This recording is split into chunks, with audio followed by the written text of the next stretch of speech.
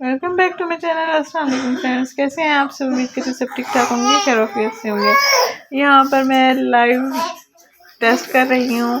अगर आपकी प्रेगनेंसी को 2 मंथ्स हो चुके हैं तो आप पता लगा सकते हैं सोडा और यूरिन को मिक्स करके कि बेबी बॉय है या बेबी गर्ल है। तो यहाँ पर मैंने टेस्ट किया था।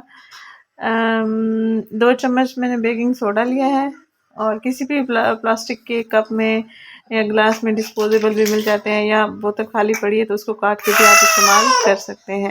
मुझे केक खाली बोतल मैंने काटी थी और उसमें मैंने उसमें मैंने 2 चम्मच सोडा ऐड कर दिया था और उसके बाद आपने इसी तरीके से सोडे में यूरिन को ऐड करना है। अगर आपके इस तरह से बबल्स बनेंगे तो बेबी बॉय होगा, अगर कोई भी बबल्स नहीं बनेंगे तो उसका रिजल्ट ये होगा कि बेबी गर्ल होगा।